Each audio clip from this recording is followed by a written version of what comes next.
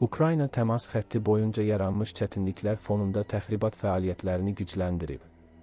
Bu nəticəyə Türkiyənin qəzeti nəşri Rusiyada baş vermiş son hadisələri təhlil edərək gəlib. Qəzetin yazdığına görə enerji infrastrukturuna qarşı bir sıra hücumlardan sonra Ukraynanın prioriteti güya nəqliyyat obyektlərinə yönəlib.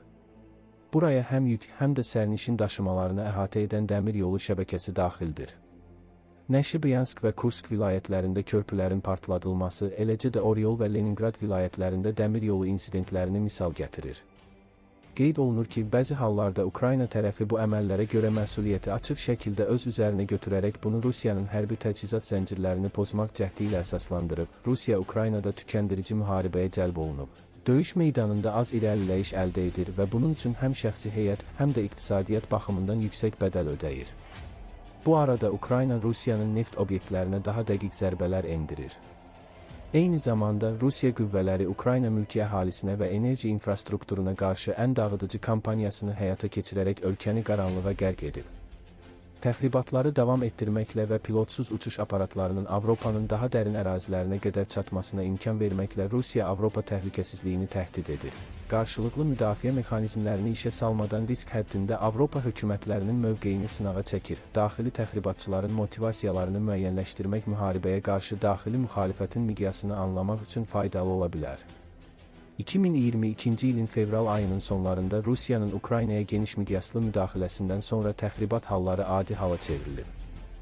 Müharibəyə qarşı etiraz aksiyaları tezliklə yatırıldıqdan və rəsmi narrativi tənqid etmək cinayət məsuliyyətinə səbəb olduqdan sonra təxribat narazılığı ifadə etməyin azsaylı yollarından birinə çevrildi. Lakin hökumətin sərt tədbirləri təxribatda iştirakın şəxsi risklərini artırsa da bu cür halları tam dayandırmadı. Nəticədə hadisələrin artan hissəsi ya pul müqabilində pro-Ukraynalı aktorlar tərəfindən cəlb olunan, ya da onlayn şəkildə aldadılan fərdi təxribatçıların və kiçik qrupların işi oldu. Ukraynanın işğal olunmuş ərazilərində və Rusiyanın özündə müşahidə olunan pro-Ukraynalı təxribat nümunələri Rusiyanın öz ərazisi kimi iddia etdiyi bölgələr üzərində nə dərəcədə nəzarətə malik olduğunu göstərir. 2022-ci ilin fevral və mart aylarında Rusiyanın Xerson və Zaporojye vilayətlərinin geniş hissələrini sürətlə ələ keçirməsi bu bölgələrdə işğala qarşı zoraki müqavimətə səbəb oldu. İşğalçı qüvvələr etirazları yatırdıqdan, yerli rəy liderlərini oğurladıqdan, işgəncə verdikdən və edam etdikdən sonra erkən mərhələdə yerli silahlı dəstələr yarandı. Lakin sonraki repressiyalar müqaviməti həddən artıq riskli etdiyindən Rusiya 4 Ukrayna vilayətini ilhaq etdikdən sonra hadisələrin sayı kəskin azaldı. Pro-Ukraynalı silahlı dəstələr diqqəti daha çox hərbi və ya ikili təyinatlı infrastruktura yönəltdilər. Bu isə ehtimal ki, Ukrayna ordusu və xüsusi xidmət orqanları ilə daha sıx əməkdaşlığın nəticəsidir. İşğal olunmuş ərazilərdə yenidən fəallaşan təxribat fəaliyyətlərinin əsas aparıcı qruplarından biri əvvəlcə Krımdan olan, 2023-cü ildən etibarən fəaliyyətini Xersona, daha sonra Donetsk və Zaporojye vilayətlərinə genişləndirən pro-Ukraynalı ATES milisidir.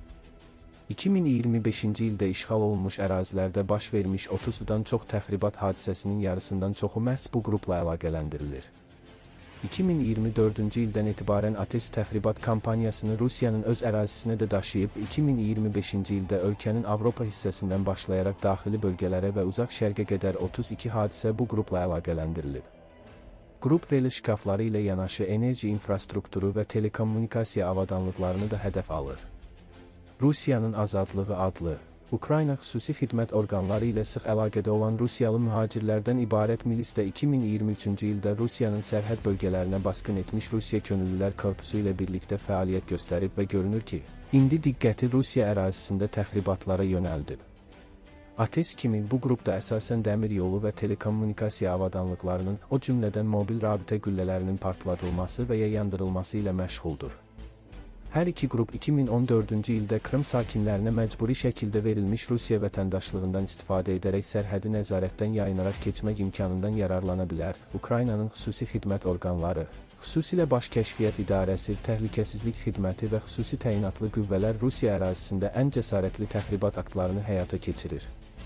Pro-Ukraynalı və ya yerli anti-müharibə qruplarının və cəlb olunmuş şəxslərin daha çox təsadüfi yanğın hücumlarından fərqli olaraq, peşəkar təxribatçılar stasionar hərbi təyyarələrin sıradan çıxarılması, yük qatarlarının relsdən çıxarılması və partladılması, eləcə də Rusiya neft və qazını daşıyan boru kəmərlərinin partladılması kimi hərbi obyektlərin zərərsizləşdirilməsində ixtisaslaşıblar.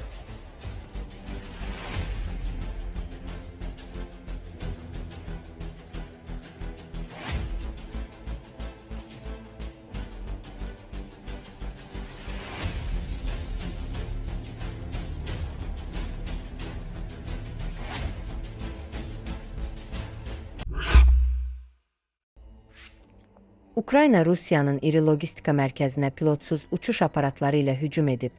Nəticədə 10.001-ci şəxs baxışlı dron və Rusiya ordusuna məxsus 10 ədəd texnika məhv edilib. Sosial şəbəkələrdə paylaşılan video görüntülərdə Ukrayna dronlarının dronlar və hərbi texnikanın saxlandığı ambara daxil olaraq onu vurması əks olunub. Digər videoda isə logistika mərkəzinə endirilən zərbələrdən sonra Rusiya hərbi texnikasının sıradan çıxması görünür. Ukraynanın hücumu 50 kilometrlik fiber optik kabelə malik FPV modeli ilə həyata keçirilib. FPV dronlar üzərində quraşdırılmış kamera vasitəsilə canlı video ötürür və bu, operatorlara dronun baxış bucağından real vaxt rejimində görüntünü izləməyə imkan verir. Rusiyanın 2022-ci ilin fevralında başlatdığı geniş miqyaslı işğaldan bəri Ukrayna əsasən ucuz və kiçik dronlara, xüsusilə də FPV dronlara arxalanaraq hərbi infrastruktura, neft anbarlarına və həm Rusiyanın dərinliklərində, həm də işğal olunmuş Ukrayna ərazilərində yerləşən logistika qovşaqlarına zərbələr endirib.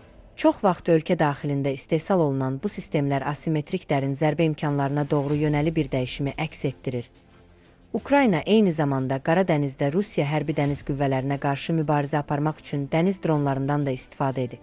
Partlayıcı maddələrlə yüklənmiş pilotsuz suüstü vasitələr Qara dəniz donanması ilə əlaqəli gəmilərə və liman obyektlərinə zərbələr endirib ki, bu da donanmanın əsas elementlərinin Rusiya tərəfindən ilhaq edilmiş Krım yarımadasından kənara köçürülməsinə töhfə verib.